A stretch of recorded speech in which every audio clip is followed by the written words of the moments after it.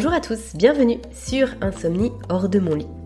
Dans ce nouvel épisode, j'ai envie de vous parler de l'apprentissage au sommeil. J'ai envie de vous parler de cette notion de acquis ou inné. Et puis un petit peu de revenir sur ce qui fait vraiment le fondement, ce qui est vraiment le fondement de mon approche du sommeil et de ma pratique au quotidien avec les personnes que j'accompagne par rapport justement à ce qu'on peut entendre sur le sommeil. Bref, je vais détailler tout ça. Avant de rentrer dans le vif du sujet, je vous rappelle que vous pouvez vous inscrire à la newsletter que j'envoie une fois par mois. Donc vous inquiétez pas, je ne vais pas vous spammer tous les 2 jours. J'envoie une newsletter une fois par mois où à chaque fois je traite un sujet spécifique en lien bien sûr avec le sommeil. Donc si ça vous intéresse d'aller à chaque fois un petit peu plus loin et d'avoir des précisions sur des sujets divers et variés en lien avec le sommeil et l'insomnie, inscrivez-vous et comme ça je pourrai vous contacter une fois par mois. Et ensuite, je le dis souvent en fin de podcast et aujourd'hui j'ai envie de vous le dire dès le départ, si vous appréciez le travail que je vous propose sur Insomnie hors de mon lit, eh bien je vous invite à noter le podcast, à le partager ou à le commenter et puis à en parler aux personnes autour de vous qui pourraient être intéressées. C'est vraiment la façon que vous avez de pouvoir soutenir mon travail. Donc si c'est quelque chose que vous voulez faire, eh bien voilà, vous avez maintenant la clé. Et puis n'hésitez pas aussi à m'écrire, c'est toujours un vrai plaisir de vous lire si vous m'envoyez des emails, de lire à la fois quand vous me dites que vous appréciez tout ça et que ça vous aide, c'est toujours bien sûr un plaisir et c'est aussi un plaisir lorsque vous me posez des questions et que je peux simplement en toute humilité essayer de vous apporter quelques éléments de réponse. Alors revenons sur cette notion d'apprentissage au sommeil. Souvent dans les articles de blog que je peux lire sur le sommeil, sur des sites que je citerai pas, parce que finalement peu importe, on peut lire souvent comment apprendre à dormir ou comment réapprendre à dormir. On parle de réapprentissage du sommeil. C'est aussi quelque chose souvent qu'on évoque chez les tout petits. Comment apprendre à son enfant à dormir? J'avais vraiment envie de revenir sur cette notion-là. Parce que je pense que c'est quelque chose d'erroné et qu'en plus de ça induit tellement en erreur que ça vient inverser un petit peu le prisme qu'on peut avoir sur le sommeil et ça vient nuire au sommeil. Voilà, finalement tout ça pour ça. Ça vient nuire au sommeil. En tout cas, c'est quelque chose que j'ai souvent constaté et à commencer par moi-même. C'est-à-dire que moi je pensais que alors je pensais à la fois que le fait de bien dormir ça tenait un petit peu du hasard, de la chance ou de la malchance et ensuite je pensais qu'il fallait que j'apprenne à dormir ou que j'avais mal appris à dormir. En réalité, dormir, ça ne s'apprend pas. Dormir, c'est vraiment une fonction innée de notre organisme. C'est très important d'en avoir conscience parce que de ça va découler beaucoup de choses. Et notamment, beaucoup de choses à mettre en place pour sortir des troubles du sommeil. On dort in utero. Dès notre 24e semaine de vie, je crois 24e ou entre 24 ou 27, peu importe, on commence déjà à dormir. Il y a une alternance entre veille et sommeil. Et puis ensuite, à la naissance, le bébé, le nourrisson, va avoir un certain rythme de sommeil égal à tous les nourrissons de son âge. C'est-à-dire que l'évolution qui va se passer pour lui entre 0 et 3 mois est identique, quel que soit ce qu'on fait, quelle que soit la culture dans laquelle il est, quel que soit n'importe quel paramètre. La maturité de son cerveau va se mettre en place pour le sommeil entre 0 et 3 mois. Les courbes de production de mélatonine, par exemple, vont être similaires entre tous les bébés du monde, etc. Alors après, il y a des choses qui peuvent venir entraver un bon sommeil. Ça, c'est sûr. Et c'est justement là où est tout l'intérêt, en tout cas je l'espère, de mon approche, et c'est vraiment ce que je veux vous partager aujourd'hui. C'est qu'en fait, dormir, c'est un mécanisme inné. Par contre, le fait est, c'est que depuis notre plus jeune âge, ou alors bien plus tard dans notre vie de jeune adulte ou d'adulte, on peut venir entraver le sommeil. Alors quand je dis entraver le sommeil, c'est peut-être un raccourci. Peut-être qu'il est nécessaire de détailler dans cet épisode ce que je veux dire par entraver le sommeil. C'est entraver les mécanismes du sommeil. C'est-à-dire que, de façon innée, il va y avoir plein de mécanismes qui se mettent en place pour dormir. Déjà, il y a un petit peu comme le là qui est donné par notre horloge biologique. Notre horloge biologique, c'est pas juste une image, c'est réellement au niveau de notre cerveau, au niveau des noyaux suprachiasmatiques, une fonction de tic-tac qui vient calculer le temps, et notre noyau suprachiasmatique va ensuite pouvoir donner cette information à l'hypothalamus, puis à la glande pinéale pour ensuite pouvoir produire l'hormone du sommeil ou alors pour entraîner la production d'hormones de l'éveil. Et tout ça, ça se fait de façon tout à fait naturelle. Cette horloge, elle vient tourner sans nous, elle est basée sur à peu près 24 heures, un petit peu plus que 24 heures. C'est justement parce qu'elle n'est pas tout à fait sur 24 heures que c'est important d'avoir une exposition adéquate à la lumière, parce que ça vient resynchroniser tout ça. Toujours est-il, c'est qu'ensuite, quand le là il est donné par notre horloge biologique, il y a plein de mécanismes qui se mettent en place et qui font que le corps va basculer vers le sommeil, et ce, tous les 24 heures à peu près à la même heure. Ces mécanismes-là, effectivement, ils peuvent être entravés. Donc finalement, on se rend compte que notre mental, là-dedans, et ce qu'on veut, ça n'a pas beaucoup d'importance. C'est vraiment notre corps qui s'endort. C'est notre corps qui peut ou pas s'endormir, qui va pouvoir s'endormir ou qui va être entravé dans ses mécanismes pour le sommeil. Si vous voulez, le parallèle qu'on peut faire, c'est avec la digestion, avec le fait de se nourrir. Lorsque vous mettez quelque chose dans votre bouche pour manger, la seule chose que vous pouvez faire, c'est mastiquer. À partir du moment où ça vient tomber dans votre œsophage, vous ne contrôlez plus rien de façon consciente. Ça va arriver dans l'estomac, et puis il va y avoir toute une production d'enzymes, toute une production d'acides, et puis ensuite ça va aller au niveau de l'intestin grêle, et puis le pancréas, et puis le foie, et puis les intestins, et puis la vésicule biliaire. En fait, tout ça, ça travaille de façon complètement inconsciente pour vous, et ça veut pas dire que de façon inconsciente ça travaille pas bien, au contraire, ça travaille de façon très précise et très méthodique, et tout ça, ce sont des mécanismes bien huilés. Et bien en fait, pour le sommeil, c'est exactement la même chose. Et du coup, pour l'alimentation, si on n'apprend pas à digérer, puisque ça se fait tout seul, par contre, on peut venir aussi entraver notre digestion. Si on mange trop peu, si on mange mal, si on mange tout le temps, si on apporte à notre corps des choses qui ne lui vont pas, eh bien on peut avoir des douleurs, on peut avoir des ballonnements, des gaz, de la constipation, des diarrhées. En fait, on peut avoir plein de maux en lien avec notre digestion, parce qu'on est venu entraver ce mécanisme naturel qu'est de digérer. Eh bien c'est pareil avec le sommeil. Donc vraiment j'insiste sur ce parallèle parce que je trouve qu'il est très parlant et très évocateur. Donc en fait l'idée pour sortir des troubles du sommeil, ça va pas être d'apprendre à dormir, ça va être d'apprendre à ne pas entraver son sommeil. Et ça passe par quoi ? Ça passe par la connaissance des mécanismes du sommeil. Quand on connaît quels sont les mécanismes du sommeil, eh bien forcément, par effet boule de neige, on va pouvoir savoir ce qu'il ne faut pas faire, ce qu'il faut faire et ce qu'il ne faut pas faire pour ne pas entraver notre sommeil, les mécanismes du sommeil. Donc par exemple, je vous parlais de la lumière tout à l'heure. On a besoin d'être exposé à la lumière dès que possible le matin et surtout le moins possible le soir. Parce que on comprend que c'est ça qui va permettre de donner le top départ pour notre nuit, pour la production de mélatonine.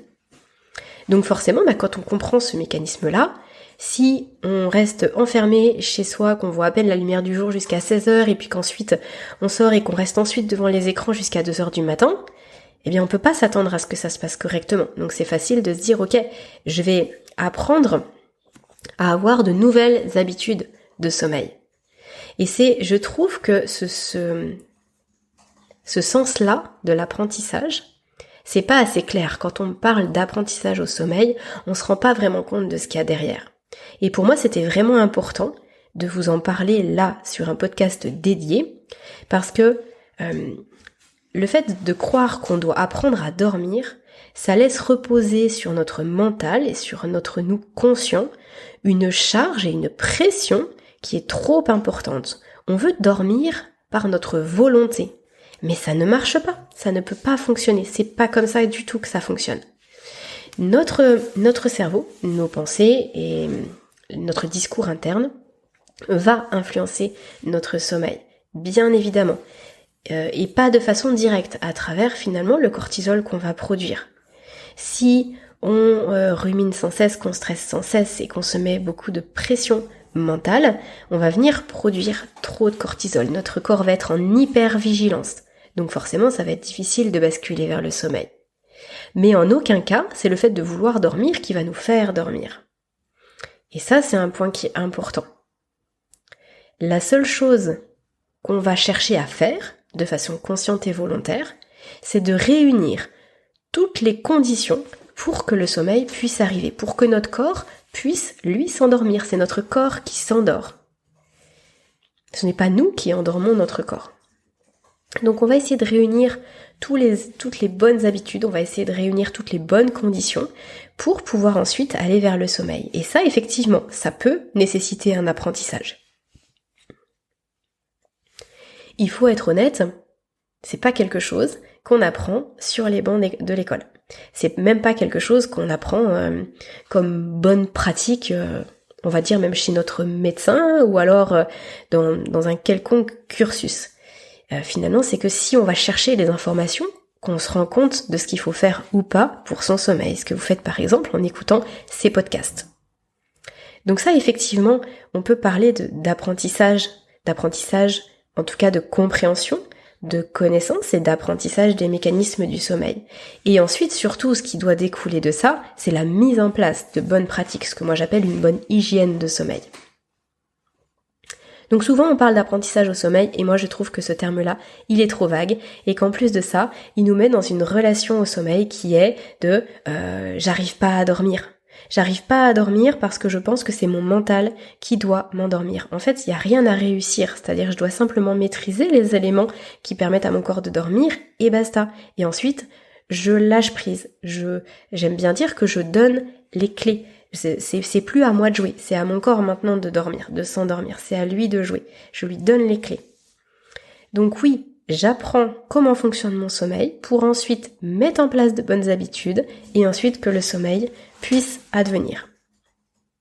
Et par contre, souvent, ce que je constate, et je vais finir sur ce point-là, ce que je constate souvent, c'est que on parle d'apprentissage, de fait d'apprendre à s'endormir, alors qu'à mon sens, c'est complètement inutile de vouloir apprendre à s'endormir.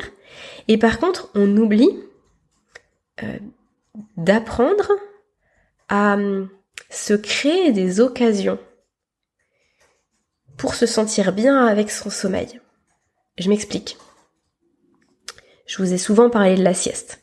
J'ai même fait un épisode, je crois, complet sur la sieste. La sieste, c'est, en plus de tout ce qu'elle peut représenter en termes de repos, c'est aussi un excellent moment d'apprentissage, mais dans cette relation avec son sommeil, d'apprendre à prendre du temps pour soi, d'apprendre à se créer un petit rituel, d'apprendre justement à ne rien attendre et à donner les clés à son corps pour que lui puisse s'endormir, ou puisse se reposer, ou puisse s'apaiser. C'est un excellent moment pour, par exemple, faire de la méditation, faire de l'auto-hypnose, faire un exercice de respiration. Ça, c'est de l'apprentissage.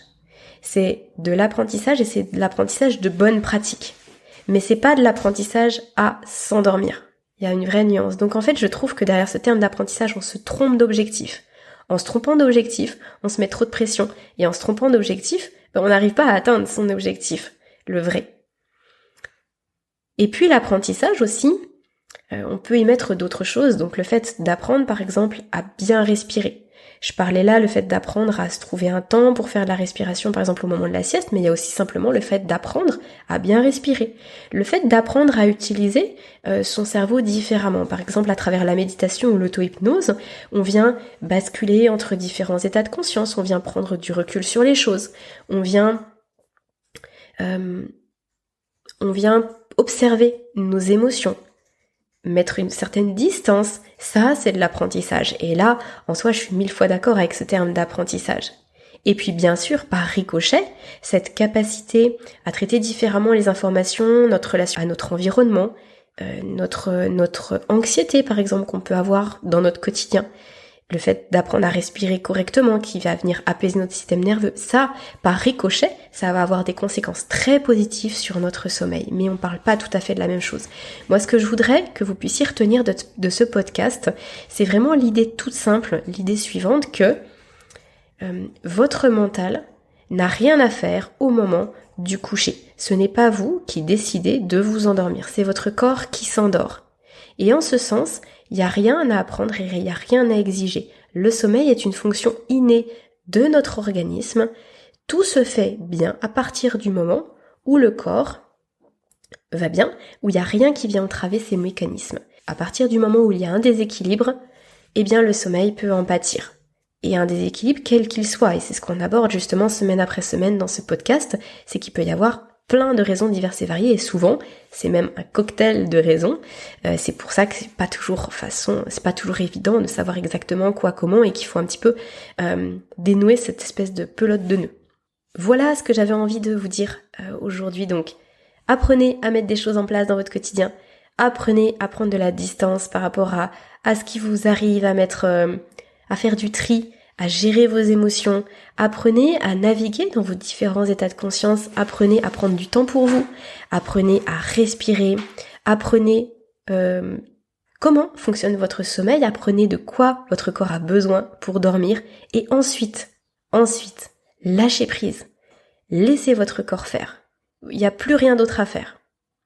Donnez les clés et laissez le sommeil venir, laissez cette fonction innée se mettre en place. Votre mental n'a rien à faire là-dedans. Avant de terminer cet épisode, je voulais aussi simplement vous rappeler que, pour ceux qui me découvrent aujourd'hui sur le podcast ou depuis peu, vous rappeler que je propose des accompagnements pour justement les personnes qui souhaiteraient un suivi individualisé pour sortir de vos troubles du sommeil. Si vous sentez que tout ce que je partage sur le podcast, vraiment ça résonne en vous, que ma philosophie résonne en vous et que c'est possiblement ce qui peut vraiment vous convenir, mais que c'est difficile de mettre en place des choses dans le quotidien, de suivre un agenda du sommeil et puis de savoir par quoi commencer, eh bien n'hésitez pas à prendre rendez-vous avec moi. Je propose un rendez-vous gratuit à chaque fois d'une 15aine de minutes pour évoquer un petit peu ce qui se passe pour vous. Ça nous permet de faire connaissance et puis ça me permet de vous dire exactement ce que je peux vous proposer pour aller plus loin. Je propose des consultations uniques, des consultations où on fait vraiment un bilan et je vous donne une feuille de route, je mets plein de choses à votre disposition, dont l'agenda du sommeil. Je propose aussi des accompagnements où là, on avance main dans la main, finalement, on va plus loin ensemble. Et puis, je propose aussi des conférences régulièrement. Alors, j'essaie d'en faire une par mois et que vous pouvez retrouver aussi en replay sur le site de Sleep Angel. Des conférences sur des thématiques bien spécifiques. L'idée, c'est à chaque fois d'avoir un sujet, une thématique que je développe, et ensuite un temps de questions-réponses où je peux répondre à vos problématiques individuelles et personnelles en fonction des questions qui me sont posées. Et puis ça permet comme ça aussi d'avoir le retour sur les questions de chacun et d'enrichir un petit peu toutes les questions qu'on peut se poser soi-même. Donc n'hésitez pas à me solliciter en ce sens ou à aller voir sur le site de Sleep Angel, et je vous mets aussi dans la description du podcast le lien d'accès à mon calendrier pour éventuellement réserver un créneau de 15 minutes. Je vous souhaite une très belle soirée, une très bonne journée. Je vous dis à très bientôt sur Insomnie hors de mon lit, et surtout, d'ici là, prenez bien soin de vous.